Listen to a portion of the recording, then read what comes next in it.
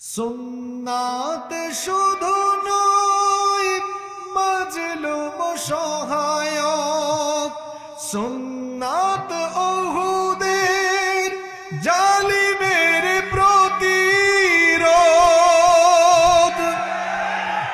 সুন্নাত শুধু নয় নির্জন ধ্যানে যাওয়া, আর সুন্নাত হলো পাথরের আঘাত খাওয়া। মোহাব্বতে তার সুদিনের সাথী তুমি, দুর্দিনেও তার পাশে থাকো কি। আরো কিছু সুন্নাত আছে তুমি জানো কি, জানলেও জীবনে কখনো তা মানো কি। সূরাতু আল কাহাফ, এই সূরাটি কোরআনুল কারীমের একটি বিশেষ ফজিলতপূর্ণ সূরা। এই সূরা সম্পর্কে অনেকগুলো হাদিস বর্ণিত হয়েছে। মুসলিম শরীফের বর্ণনায় হাদিস এসেছে, আবু দারদা রাদিয়াল্লাহু আনহু হাদিসের বর্ণনাকারী সাহাবী, তিনি বলছেন নবী করিম সাল্লাল্লাহু আলাইহি ওয়াসাল্লাম বলেছেন, মান হাফিযা 10 আয়াতিন মিন আউয়ালি সূরাতিল কাফি উসিমা মিন ফিতনাতিদ দাজ্জাল। আল্লাহর নবী বলেছেন, যে ব্যক্তি সূরাতু আল কাহাফের প্রথম দিকের 10টা আয়াত মুখস্থ করবে, ওয়া ফি রিওয়ায়াতিন উখরা, অন্য রিওয়ায়াতে এসেছে, মান হাফিযা 10 আল আওয়াখির মিন সূরাতিল কাফি উসিমা মিন ফিতনাতিদ দাজ্জাল।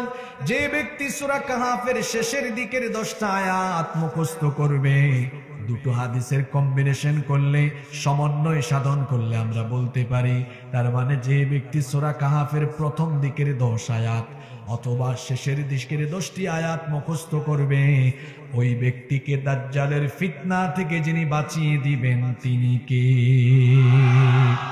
হু ইজ দাজ্জাল? দাজ্জাল কে? দাজ্জাল হলো পৃথিবীর সবচাইতে ডেঞ্জারাস ক্যারেক্টার। পৃথিবীর সবচাইতে ভয়াবহ চরিত্রের নাম হলো দাজ্জাল। এই দাজ্জাল আসবে কখন? কিয়ামতের আগে, ইমাম মাহদির আগমনের পরে। কিয়ামতের এই দাজ্জাল হবে এক চোখা কানা দাজ্জাল। তাকে রব্বুল আলামিন এমন কিছু অলৌকিক ক্ষমতা দিবেন, সে মৃতকে জীবিত বানিয়ে ফেলবে। তার এক হাতে থাকবে জান্নাত, আর এক হাতে থাকবে জাহান্নাম। কেবলমাত্র মক্কা আর মদিনা ছাড়া গোটা পৃথিবী সে সফর করবে আর ইমানদারদের ইমান হরণ করবে।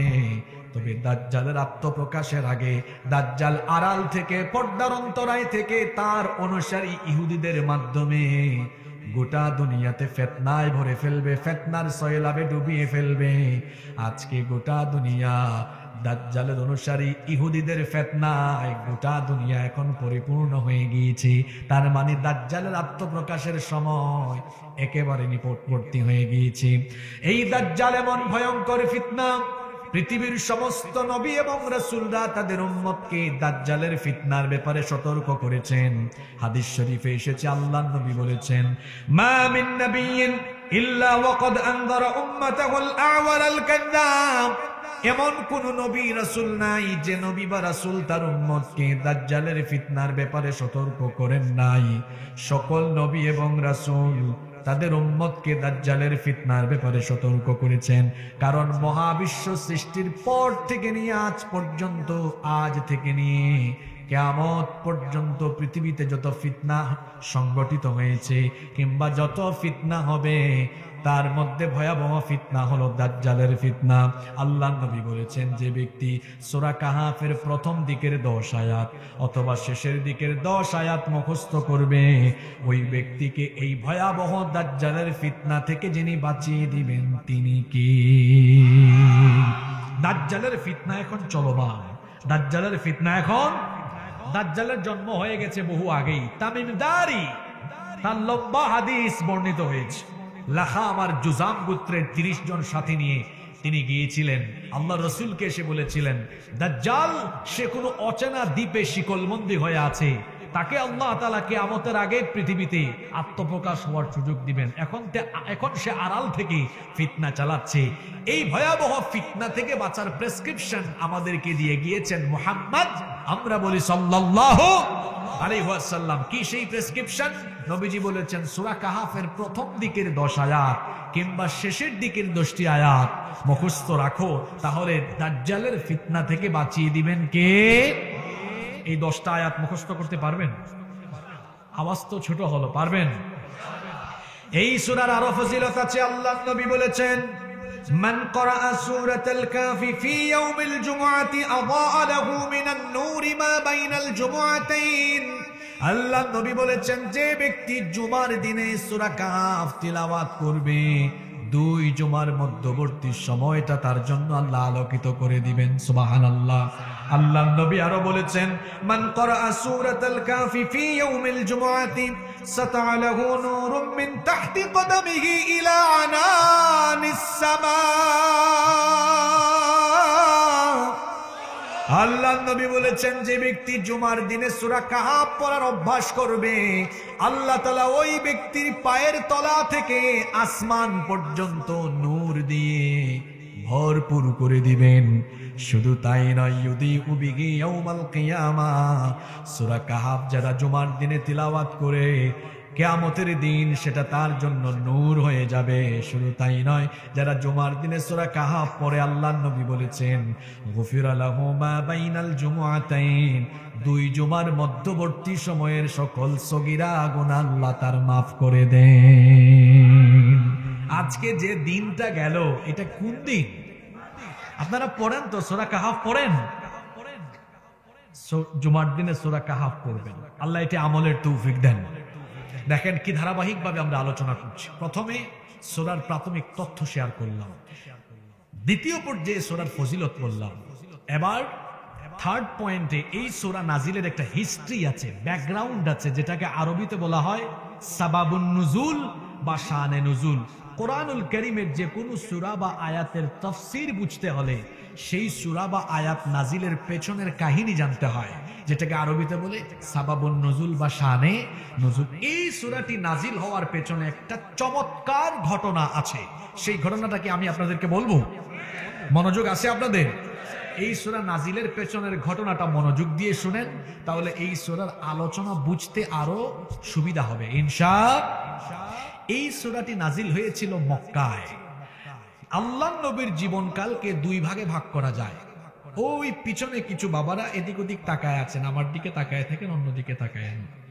এই যে আমার ফোনে কল আসতেছে, আমি তো কল ধরতেছি না। আমার পরিবারের চিন্তা, মোবাইলের চিন্তা, কাজের চিন্তা সব এখন ভ্যানিশ, সব বাদ। এখন আমার সব ধ্যান, সকল মনোযোগ এই কোরআনের ভেতরে। আপনার মনোযোগও এখানে নিয়ে আসতে হবে, তবেই হেদায়াত আসবে। কার তরফ থেকে? মনোযোগী থাকতে পারবেন তো? আল্লাহর নবীর জীবনকালকে 2 ভাগে ভাগ করা যায়। কয় ভাগে? আল হায়াতুল মাক্কিয়াহ, মাক্কি জীবন, ওয়াল হায়াতুল মাদানিয়াহ, মাদানী জীবন। নবীজির গোটা জীবনকাল 63 বছর, 53 বছর মক্কায়, 10 বছর মদিনায়। আবার মক্কার জীবনকে 2 ভাগে ভাগ করা হয়েছে। 40-এর আগ পর্যন্ত এটিকে বলা হয় নবুয়ত পূর্ব জীবন, আর 40-এর পরে 53 পর্যন্ত বলা হয় নবুয়ত পরবর্তী মাক্কি জীবন। এই সূরা নাজিল হয়েছে নবীজির মাক্কি জিন্দেগিতে। নবীজিকে কোরআন দেওয়া হয়েছে, তার উপরে কোরআন নাজিল হয়েছে কত বছর বয়সে? সবাই বলেন কত বছর? 40 বছর। 40 থেকে 53, এই হইল মোট কত বছর? 13 বছর। এই 13 বছরে আল্লাহর নবীর 13 বছরের মাক্কি জীবন আবার 4 ভাগে বিভক্ত। এই রেশিওটা মনে রাখেন দেখি। এই মাক্কি জীবনের 13 বছর 4 ভাগে বিভক্ত। আমি একবার বলবো, বলার পরে দেখি এখানে কে বলতে পারে রিপিট করে। 3, 2, 5, 3। কি বললাম? মাশাআল্লাহ। 3, 2, 5, 3। এটা মানে কি? তো শুনেন। 3 মানে হলো প্রথম 3 বছর ছিল গোপন দাওয়াত। কি দাওয়াত? পরবর্তী 2 বছর গোপনে গোপনে দাওয়াত দিয়েছেন। তো প্রথম 3 বছর গালিগালাজ নাই, বিরোধিতাও। পরবর্তী 2 বছর হলো গালিগালাজের সময়, সমালোচনার সময়, ঠাট্টা উপহাসের সময়। 3, 2 গেল কত? পরবর্তী 5 বছর হলো চরম নির্যাতনের, কঠিন নিপীড়নের। 3 2 5 5 5 বাকি থাকলো কত? আরো 3। ওই 3 হলো দুঃখের উপর দুঃখ, কষ্টের পর কষ্ট, ঘর বাড়ি ভিটামাটি এলাকা দেশ ছেড়ে অন্যত্র হিজরতের সময়। 3 2 5 3। এই সূরা নাজিল হয়েছে কখন জানেন? 3 2 এর পরে। কত বলেন তো দেখি, কি মনে রাখছেন? ওই 5 সময় কি চলে? হ্যাঁ, 1 2 জন বলছে ঠিক আছে। যুগ জামানা পাল্টে দিতে চাইরা অনেকজন, একজনই আনতে পারে জাতির জাগরণ। হাজার হাজার শ্রোতা দিয়ে মাহফিলে কোনো উপকার আসবে না। যিনি জবাব দিলেন মনোযোগী, এরকম 1 2 জন শ্রোতা হইলেই চলে। আমার ঠিক কইছে, কি ভদ্র মানুষ। মনোযোগ কোথায় থাকে আপনাদের?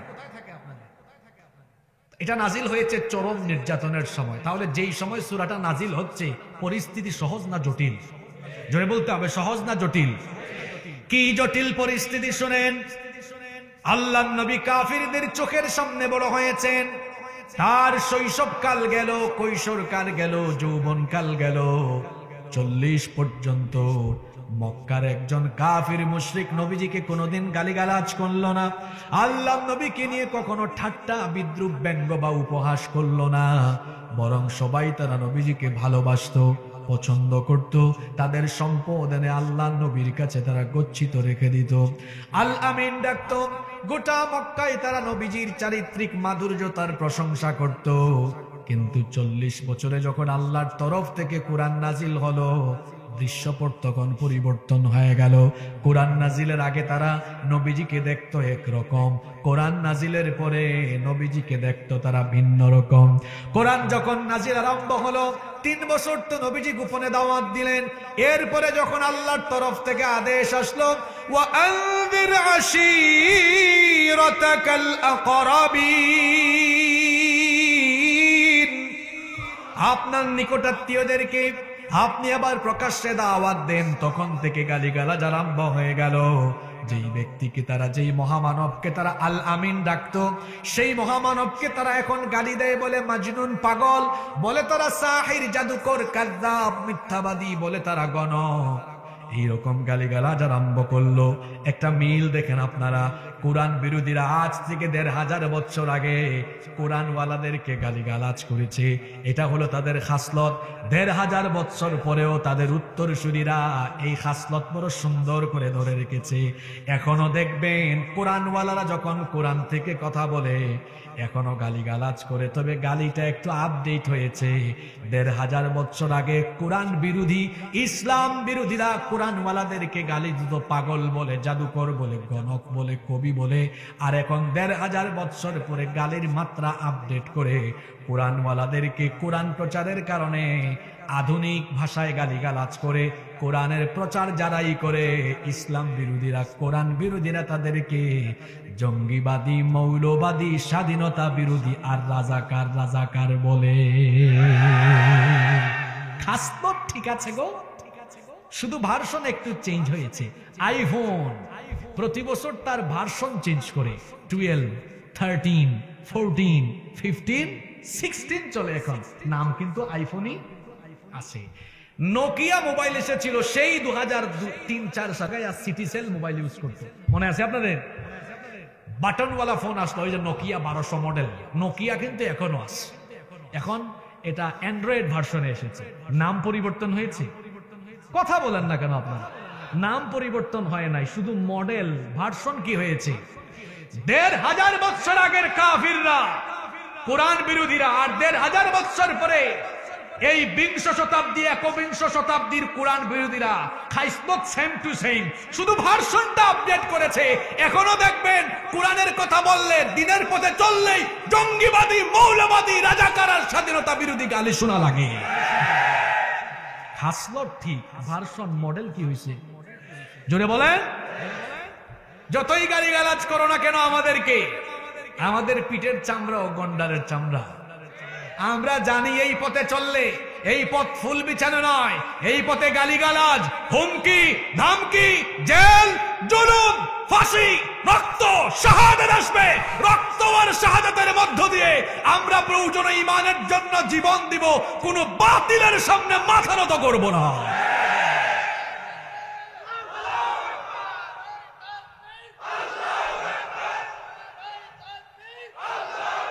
এখনো প্রাথমিক পর্যায়ে স্লোগান দিলে বাকি, এরপরে কি করবেন?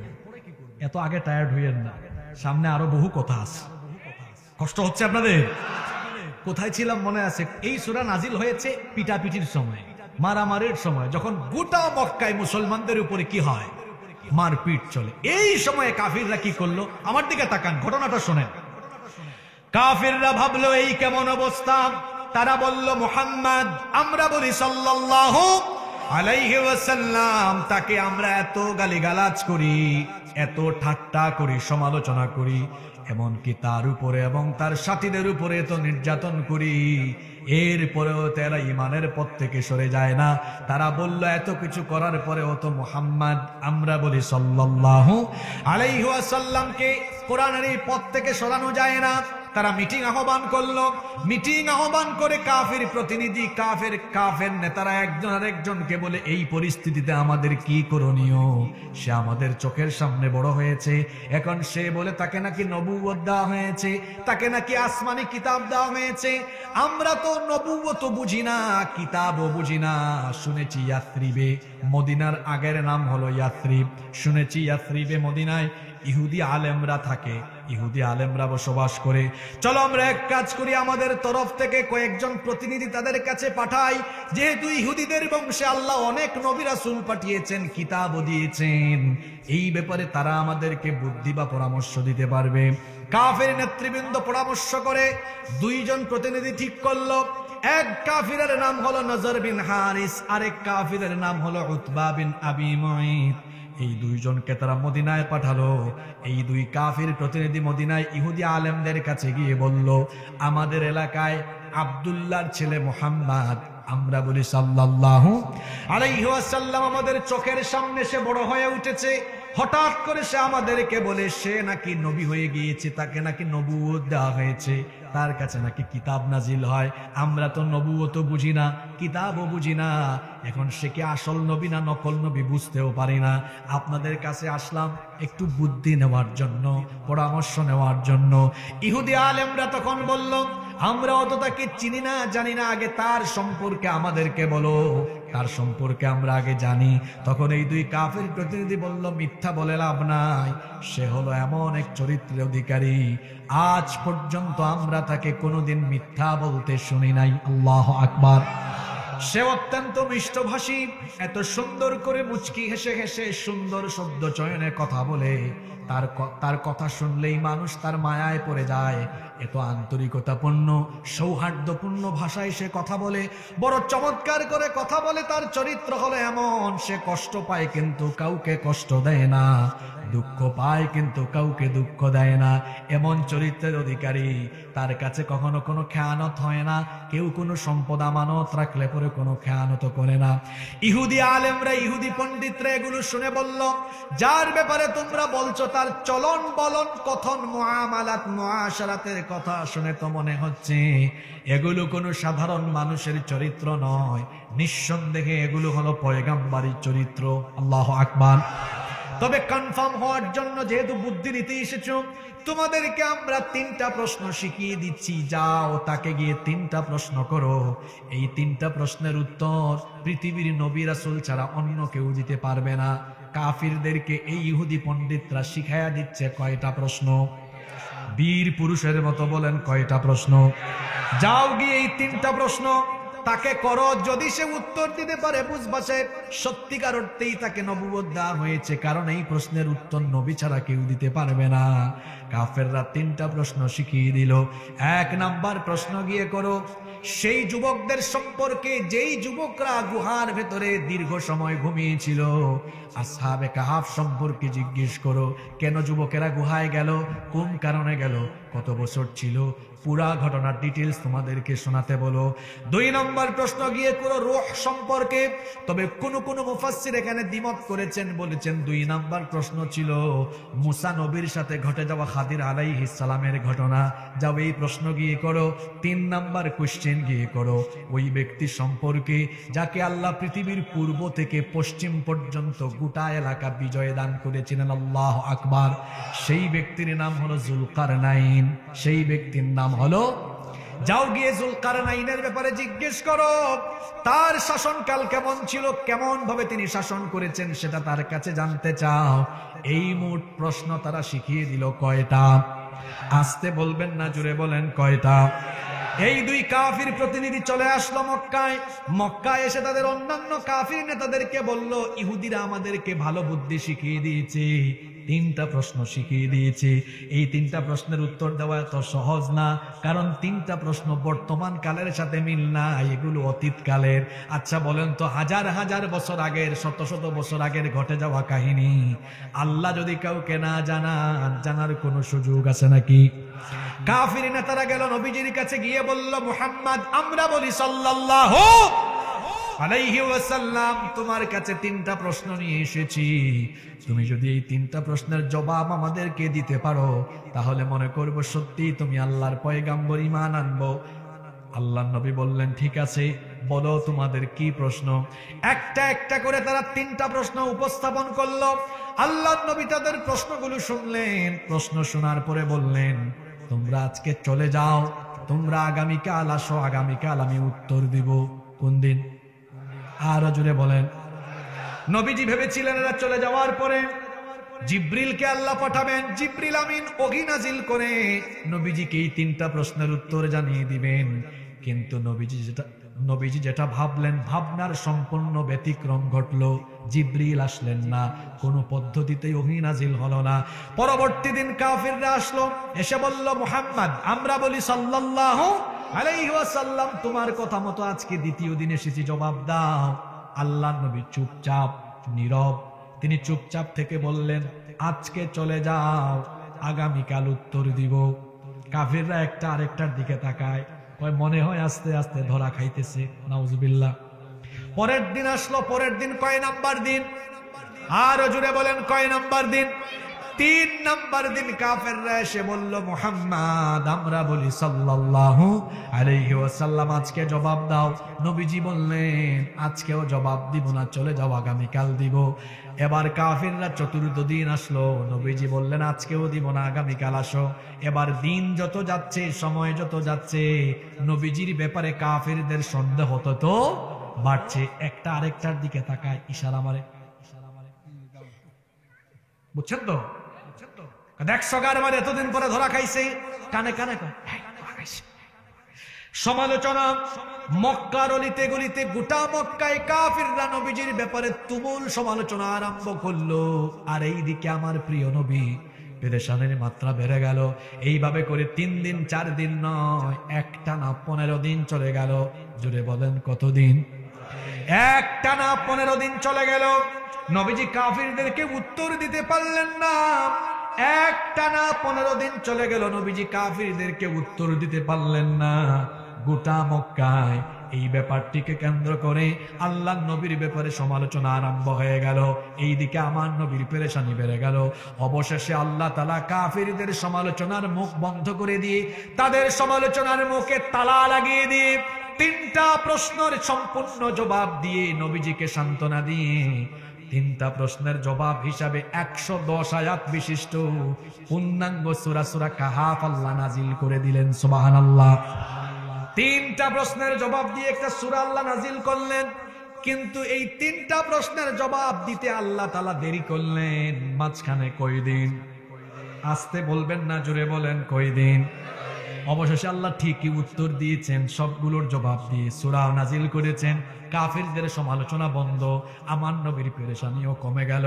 আল্লাহ এই সূরা নাজিল করার পরে বললেন, নবী উত্তর তো জানালাম, কিন্তু আমি উত্তর দিতে ওহী নাজিল করতে 15 দিন কেন দেরি করলাম? তার কারণ হলো এই সূরার 24 নম্বর আয়াতে কারণ আল্লাহ বলে দিলেন, ওয়ালা তাকুলান্না লিশাইইন ইন্নী ফাইলুন যালিকা গাদান ইল্লা আইয়াশা আল্লাহ। ও নবী, ইনশাআল্লাহ বলা ছাড়া আগামীকাল কিছু বলবেন বা করবেন এটা আপনি বলতে পারেন? তাহলে কি না বলার কারণে ওহী নাজিল করতে 15 দিন দেরি হলো? তাহলে বুঝা গেল ইনশাআল্লাহ বলার গুরুত্ব। ঘটনাক্রমে আরেকটা ঘটনা মনে পড়ে গিয়েছে, ঘটনাটা বলবো। সুলাইমান ইবনু দাউদ আলাইহিস সালাম, সুলাইমান আলাইহিস সালাম মাত্র 13 বছর বয়সে সিংহাসনে আরোহণ করে গোটা পৃথিবী শাসন করেছেন। আল্লাহু আকবার! অসাধারণ প্রজ্ঞা আল্লাহ তাকে দান করেছিলেন, এমন ক্ষমতা আল্লাহ তাকে দিয়েছিলেন। ইনসানের পাশাপাশি জিনও শাসন করেছেন। পিপিলিকার ভাষা বুঝতেন, পশু পাখির জীবজন্তুর ভাষা বুঝতেন, বাতাসকে আল্লাহ তাআলা দেশের অনুগত করে দিয়েছিলেন। আর আল্লাহ তাআলা তাকে এমন ক্ষমতা দিয়েছিলেন, আমরা তো এখন গাড়িতে চড়ি, বিমানে চড়ি, ইঞ্জিন বিমানেরও আছে, গাড়িতেও আছে, আওয়াজ আর আওয়াজ। কিন্তু সুলাইমান নবীকে আল্লাহ এমন ক্ষমতা দিয়েছিলেন, তিনি সকালবেলা তার সিংহাসনে যখন বসতেন ইঞ্জিনের কোনো সাউন্ড নাই, বিনা ইঞ্জিনে বাতাসের মাধ্যমে আল্লাহর কুদরতে সেই সিংহাসনে চড়ে 1 মাসের পথ চলে যেতেন। আবার সন্ধ্যাবেলা আরো 1 মাসের পথ ফিরে আসতেন। আল্লাহু আকবার বলেন। সেই সুলাইমান আলাইহিস সালামের এটা নিয়ে মতবাদ আছে, মতভেদ আছে, ইখতিলাফ আছে। কেউ বলেছেন 60 জন, কেউ বলেছেন 70 জন, কেউ বলেছেন 80 জন, কেউ বলেছেন 90 জন, কেউ বলেছেন 100 জন স্ত্রী ছিল। কতজন? আপনারা ভাববেন না হুজুর আমরা আর কি দোষ করলাম? আমার নবীর শরীয়ত আসার আগে আমার নবীর শরীয়ত আসার পরে পূর্ববর্তী সকল নবীর শরীয়তকে রহিত করে দিয়েছেন কে? পূর্ববর্তী নবীর শরীয়ত আপনি মানতে গেলে তো দেখেন তো আদম আলাইহিস সালামের সময় তো ভাই বোনের বিয়ে জায়েজ ছিল। হাবিল কাবিলকে তাদের বোনকে বিয়ে করে নাই, কারণ তখন জনসংখ্যা পৃথিবীতে এত বেশি ছিল না। এক গর্ভের ছেলে অন্য গর্ভের মেয়েকে বিয়ে করত। শরীয়ত আমার নবীর কাছে আসার পরে পূর্ববর্তী সমস্ত শরীয়ত বাতিল করে দিয়েছেন কে? সুলাইমান নবী একদিন সংকল্প করলেন, আমি আজ রাতে আমার সকল স্ত্রীর সাথে মিলিত হব, যাতে আমার সকল স্ত্রী সন্তান সম্ভবা হয়, আর তাদের ঘরে সন্তান জন্ম নিলে আমি নিয়ত করেছি সবাইকে আল্লাহর পথে জিহাদে পাঠিয়ে দিবেন। আল্লাহু আকবার। কিন্তু ভুল করবে তিনি ইনশাআল্লাহ বলেন নাই। তিনি সকল স্ত্রীদের সাথে মিলিত হলেন, কারো ঘরেই সন্তান হলো না। একজনের ঘরে হয়েছে, তাও অপূর্ণাঙ্গ অর্ধদেহ বিশিষ্ট মৃত একটি অর্ধদেহ বিশিষ্ট সন্তান জন্ম নিল। আল্লাহ তখন বললেন, সুলাইমান আমি তোমাকে গোটা পৃথিবীর রাজত্ব ক্ষমতা দিলেও কি হবে? শোনো, আমি তোমার চাইতে আরো মহা ক্ষমতাবান, আমার ইখতিয়ার ছাড়া কোনো কিছু হবে। এই ঘটনা ঘটিয়ে তোমাকে শিক্ষা দিতে চাইলাম, ক্ষমতা যার হবে যত বেশি, সে আল্লাহর প্রতি আনুগত্যশীল হতে হবে তত। তাহলে ইনশাআল্লাহ বলার গুরুত্ব আছে না নাই? তাইলে আমরা আগামীকাল বলবো, করবো, বা ভবিষ্যতের যে কোনো কাজের জন্য বলবো ইনশাআল্লাহ। তবে দুঃখের ব্যাপার হলো বাংলাদেশে ইনশাআল্লাহর অপব্যবহার হয় এখন বেশি। আগামী মাসে আমার 2টা সিনেমা মুক্তি পাচ্ছে ইনশাআল্লাহ, বলে না এরকম? এক নর্তকী বা গায়িকা বলে, আগামী মাসে আমার 3টা গান রিলিজ হবে ইনশাআল্লাহ, আপনারা দোয়া করবেন। বলে কি বলে না? এটা ইনশাআল্লাহর সঠিক ব্যবহার না অপব্যবহার? জোরে বলেন, সঠিক ব্যবহার না অপব্যবহার? সঠিক ব্যবহার করতে হবে, অপব্যবহার যেন না হয়।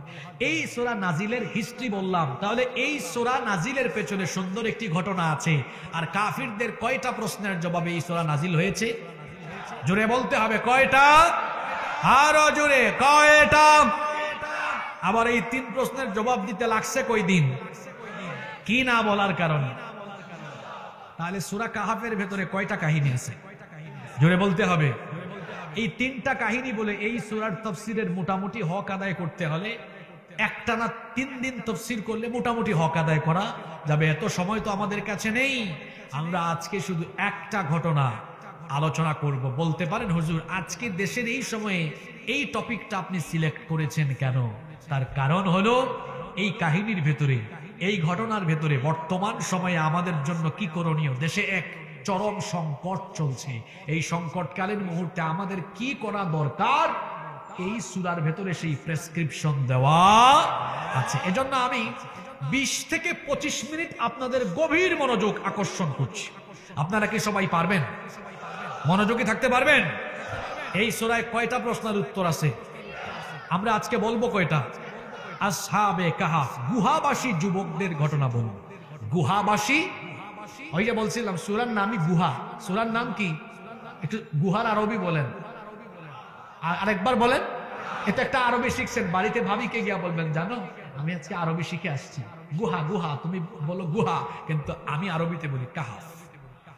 শিখে যান, আল্লাহ সবাইকে কবুল করেন। আচ্ছা, তাহলে কয়জন যুবককে কেন্দ্র করে এরা জানতে চাইলো? এটা ছিল তাদের ফার্স্ট কোয়েশ্চেন, প্রথম প্রশ্ন। আল্লাহ নবীকে আল্লাহ এই প্রথম প্রশ্নের জবাব দিয়েছেন এই সূরার 9 নম্বর আয়াত থেকে একেবারে একটানা আলোচনা হয়েছে 26 নম্বর আয়াত পর্যন্ত। একটানা 9 থেকে 26 পর্যন্ত শুধু এই ঘটনার আলোচনা এসেছে। আল্লাহু আকবার। এবং এই ঘটনা আল্লাহ শুরু করছেন কিভাবে শুনেন।